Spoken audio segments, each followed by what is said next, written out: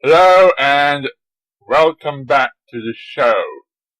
I'm starting over from scratch, and this is Reviews and Info 2.0, the show that is being revised from another show that is no longer around for various reasons. Yeah, it's time for me to start over from scratch and try to hold on to as much of the past as I can, while simultaneously building a show for an audience who knows absolutely nothing about the old show that they're not even missing because they didn't know it existed in the first place. Anyhow, let's discuss how I entered the My Little Pony fandom.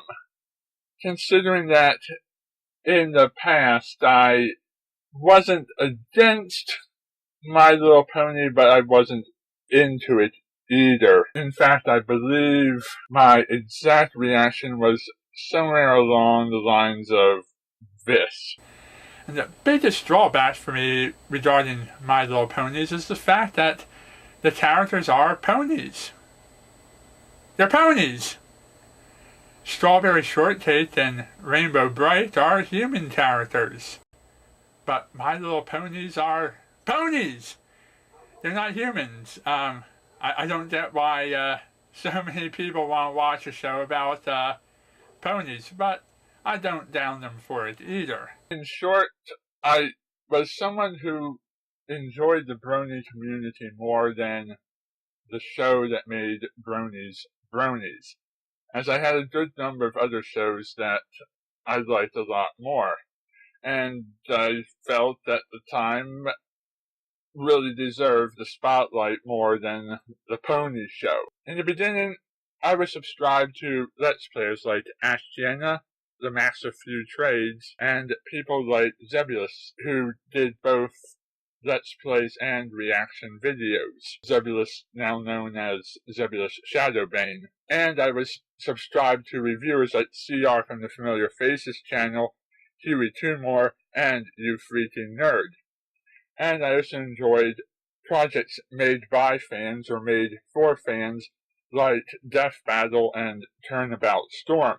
Listening to other bronies talk about the show did pique my curiosity, but mostly what I was enjoying was the enthusiasm, love, and passion that people had for a series that I didn't know about. I found it relatable to hear other people talking with as much passion about a show they liked as I had for some of the shows that I liked. And it was nice to see their reactions to things that happened in their show. I was content for a while to listen to just the reviews, as the reviews tend to summarize what happened in the series without taking up the whole half hour or 20 minutes or whatever the episodes itself would take up. And many reviewers tend to summarize rather than review when they talk about the show. And you can always hear a certain excitement and passion and enjoyment in their voices, and that's what I really enjoy about Let's Plays and reaction videos and so forth. I also like the creativity that comes out of fans when they Let's Play a video game and they try to incorporate a little bit of the My Little Pony show within the world of their video game. People like CR brought a good amount of information about the characters. People like Zebasiz, later called Zebasiz Shadowbane, actually watched full episodes and commentated over them. And watching those, it lets you get exposed to the show without feeling like you're actually watching the show that you're actively trying to avoid. And having a second or third person there, it makes it feel like you're having a shared experience. And this other person is in the room with you, watching the show with you, and talking about it and reacting to it. It feels a little less lonely when you take in the show that way, and it's still nice to see and hear the reactions of the people as they watch these things, because it's one of the things that I enjoy about videos on the internet is watching somebody get deeped out or happy or angry or emotional or whatever else over certain scenes. Especially when I can predict the reaction coming ahead of time. But at this early point in time, I wasn't exactly interested in actually watching the episodes. And it wasn't the fact that the show was for girls or for kids or something, because there were a number of shows that I already watched that were for that target demographic. It was mostly the fact that the characters were ponies that I was hesitant to try it out, because I didn't think I could relate to ponies as much as I could to people. And I was really rooting for a couple of other shows to take off and make it big. I already had a great deal of interest in other shows that were also voiced by Aisling Ball and Andrea Lidman, as well as shows that were voiced by Tabitha St. Germain and Tara Strong. So I was already a fan of shows that had the My Little Pony voice cast. The fact that the other shows voiced by the My Little Pony voice cast didn't do as well as My Little Pony itself back then really upset me, and even now still sort of upsets me. Because these are really good shows and they deserve a chance. But I'll have more on those in an upcoming episode. After quite a while of YOUFREAKINNERD reviews and Zebasiz Shadowbane uploads of episodes where he commentated over the episodes, and a little bit of the MaxOfFewTrades Let's Plays and some of the Ash Let's Plays, that my curiosity about the show grew more and more. Once Avatar: The Last Airbender and Legend of Korra Season 1 wrapped, I had a little bit of free time to catch up on the show. And just like with when I wasn't interested in Avatar and M. Night Shyamalan's movie was coming out, so I caught up on Avatar before watching the movie, something similar yet different was happening with Equestria Girls.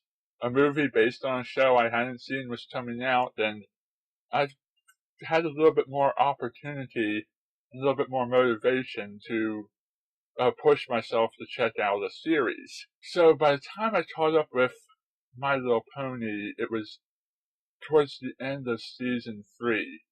I only had less than 5 episodes under my belt by the time the season finale aired, and I was able to watch the season finale without the fan community's outrage of changing Twilight into an Alatorn and making her a princess, because from my perspective it was a character I'd only met 5 episodes ago, and it didn't seem like such a big deal that her character would change. When Equestria Girls came out, while the rest of the fan community was outraged that there was going to be a movie about ponies and they were going to be turned into humans, I was excited for this change because I wasn't really relating to ponies and I wanted to see a show about humans. And I particularly enjoy the high school genre of storytelling. But the way I got into these pony episodes was coming off of Turnabout Storm and Death Battle, which were both fan-made projects, wherein I learned some of the names, but didn't always get them right. And I went into Comcast On Demand and started ordering shows based on their description, skipping over anything that had to do with slumber parties or dressmaking or going to balls or anything that sounded too girly, and instead choosing the more sci-fi orientated shows like Too Many Pinkie Pies, Swarm of the Century, and About Time. Episodes that had a very strong sci-fi connection to them, which I thought were fascinating topics for episodes. So I didn't feel a whole lot of pressure to watch an episode if I already knew its outcome. And instead I stayed on certain episodes based on their description. Once I'd watched a bunch of Season 3's episodes and some of the Season 2 and Season 1 episodes with no idea as to which season each episode belonged in, and no connection to the continuity of the proper order of those episodes, and had also watched Magical Mystery Cure and Equestria Girls, I felt myself excited enough to get into the series from Season 4 and do Season 4 in order. But Season 4 had a number of callbacks to previous episodes, and when I got into discussions with fans, I didn't always understand what those callbacks were referring to, and I had a number of questions on my mind that needed answering. In Princess Twilight, when Discord appears and sings Winter Wrap-Up, I, at that point, had never heard that song. And when Pinky sang Fruit Bat Roundup during Bats, I still had not at that time heard the song Winter Wrap-Up, and I wasn't sure where that came from.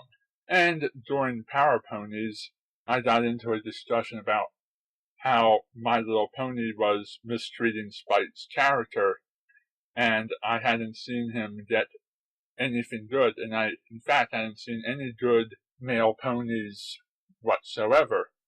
And that's when fans started listing off some of their favorite male ponies and some of their favorite episodes and saying, oh, I had to see this episode, I had to see that episode. Even during Rainbow Falls, I still had not seen any of the Wonderbolt Academy episodes at that point, so I just wasn't up on the continuity of what was happening.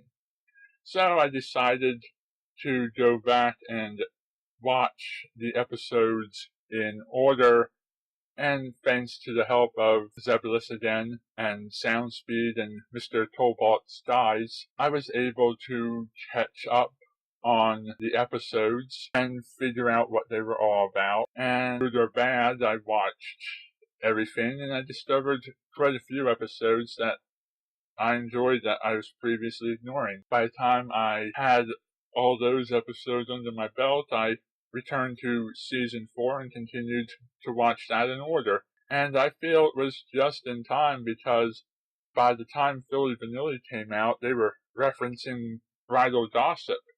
And frankly, I enjoyed Bridal Gossip a lot more going into the series knowing nothing about that episode than I would have if had I had my plot spoiled by the flashback in Philly Vanilli. So from my perspective, a lot of early Season 4 episodes I watched without knowing what happened before, and it brought me a different perspective than the fans who knew what happened and were able to call out continuity errors as they saw them.